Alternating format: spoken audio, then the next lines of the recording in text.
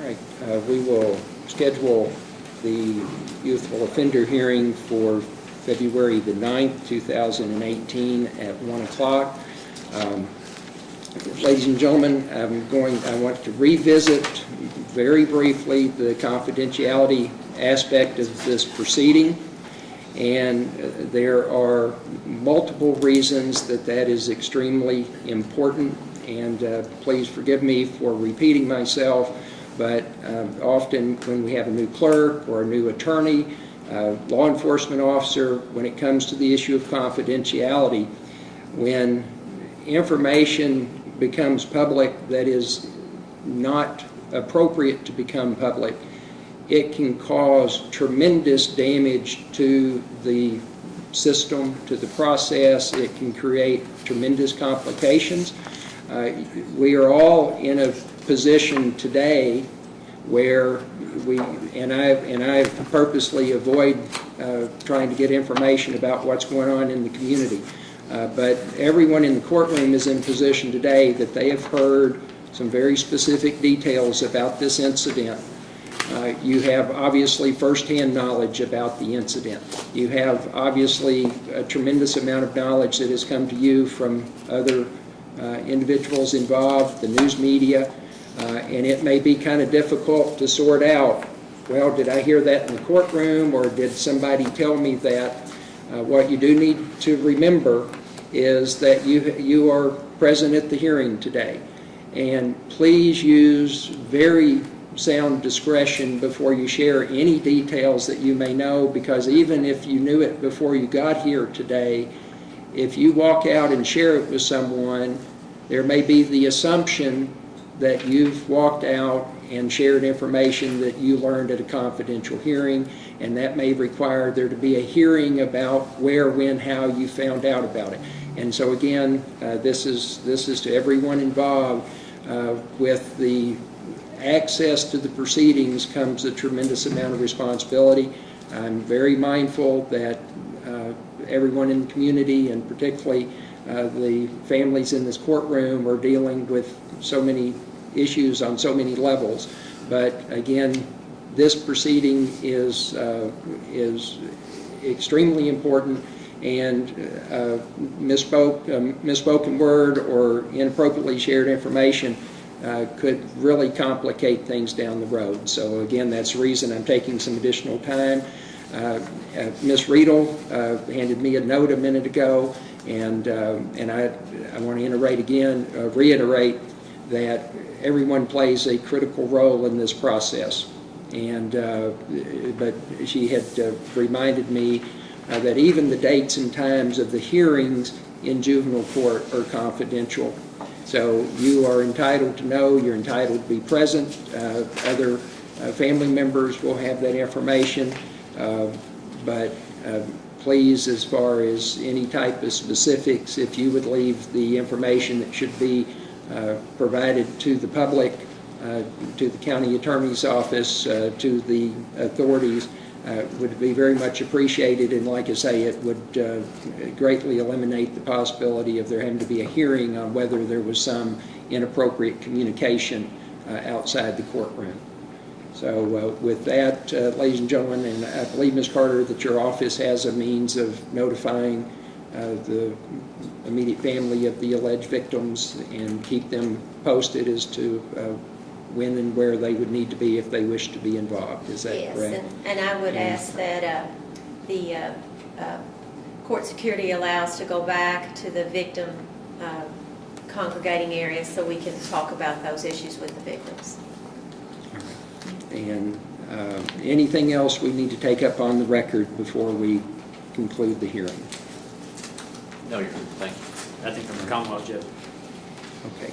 And with that, we'll ask court security to escort the family members out.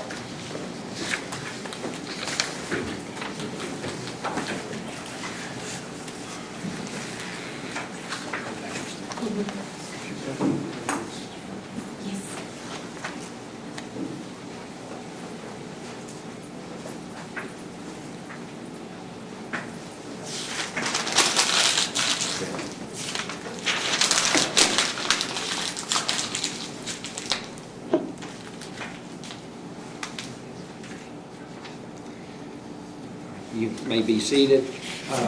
Mom, Dad, I'm advised that the pretrial officer is on her way. She would be able to sit down and help fill out the applications for the public defender.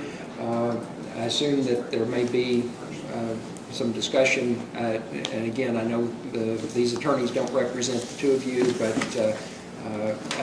Ms. Riedel, Mr. Prater, I assume you all will make yourselves available to them to answer Yes, any Judge. questions that would be appropriate. And if y'all could address those applications this afternoon, just to allow me to formalize that ruling, I would appreciate it. Again, the next hearing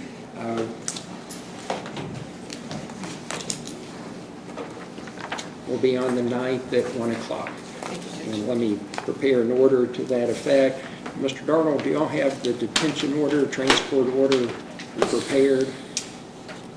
Ms. Carter probably in her stuff that she. I thought Mr. Jones had maybe drafted, He did. Those earlier, Apparently she picked it up.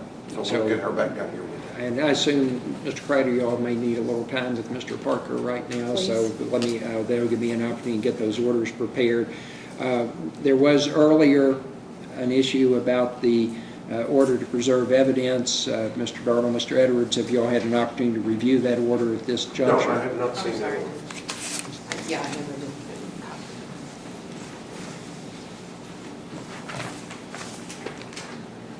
And then I believe that Ms. Riedel had indicated that they would draft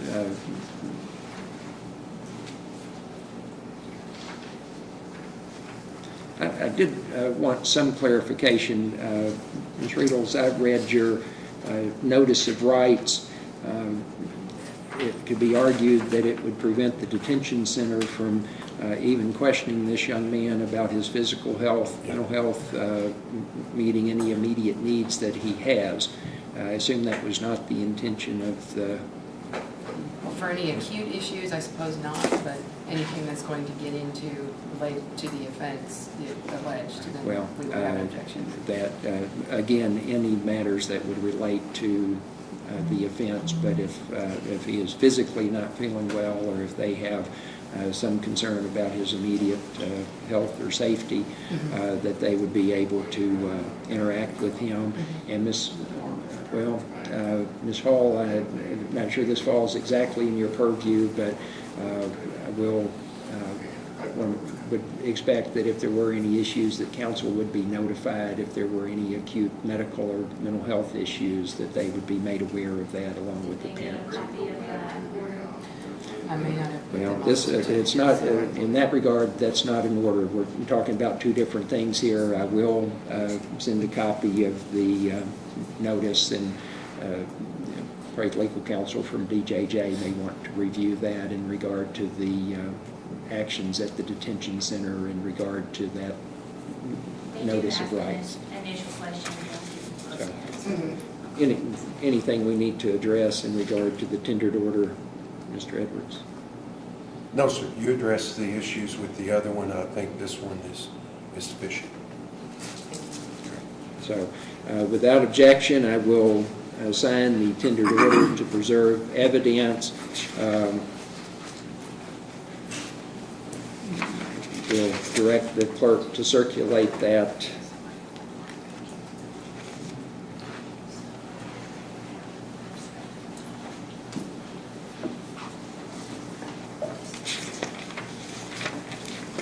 So there's that order again.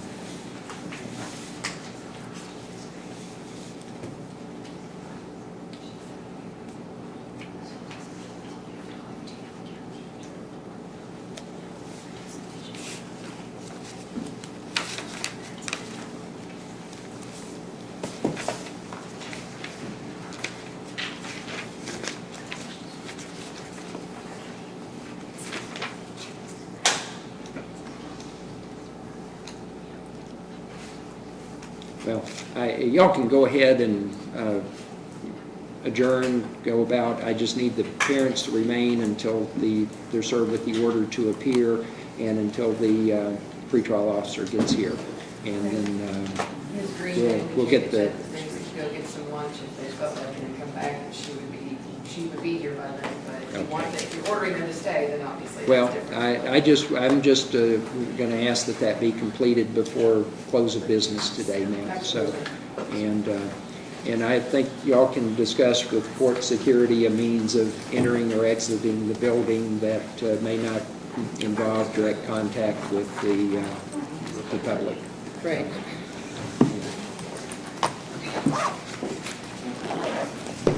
I'll go back here and then that you, I'm gonna talk to him too. all right. Well, everybody's out in the courtroom, we'll stay. And ladies and gentlemen, I'm keeping the record on until the courtroom is clear. Yeah, for right now. Are you?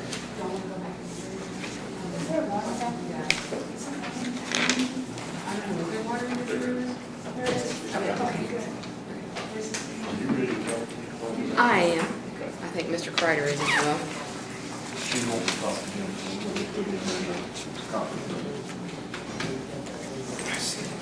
Do we have dogs?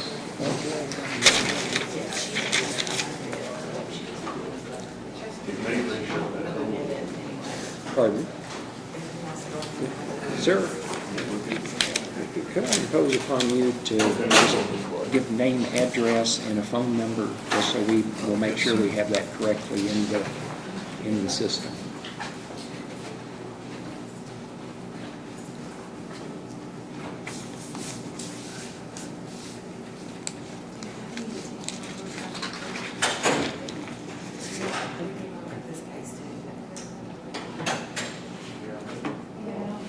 No. Oh. Yeah, I thought we were. Yeah, it's been a little crazy. I'm sorry. Yeah, Dennis. it kind of, it dawned on me just a second ago, so Will you be here for just a few minutes? I can, Well, I can fill it out and let you, we have, would you mind?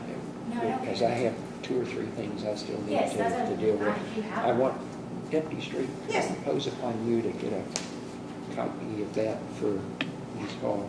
That's the assertion of rights, and if you would just share it with Yes. the director and some non-legal, just to make sure everybody's aware of that. Okay.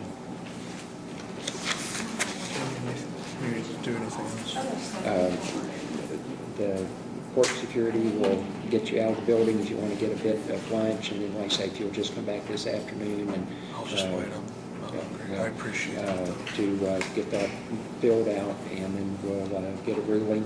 And I needed this information, if you'll bear with me 1 moment. Yes.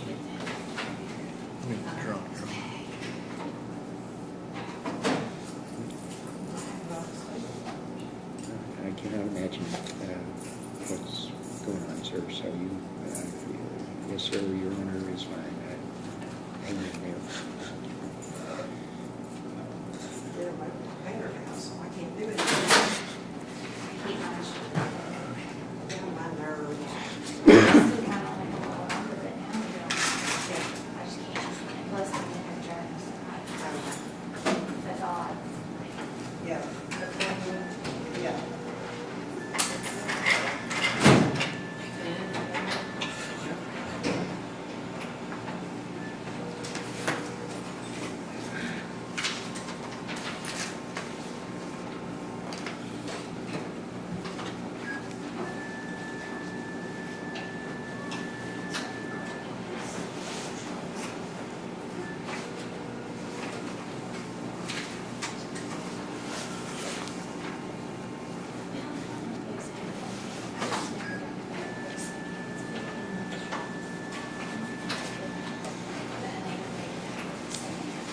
Deputy White, if you would serve this on Mr. Parker, and then on the mother, would appreciate that's just about the way over here. And then he indicated he would stick around until pretrial got here, and then I'd maybe go and get something to eat. Yeah, we've talked to her, and she decides, then we'll take her. Okay.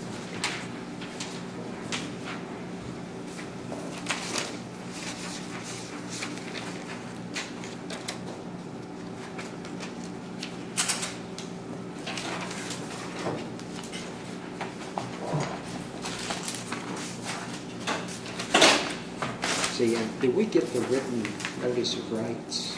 Ms. Short, did that get handed to you?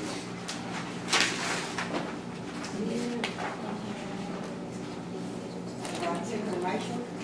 The right sheet? Yes. I know they signed it. Yes. You know, where the rights are listed, for them to sign. Sir, do you need anything else from me? No. I'll be on this in a minute.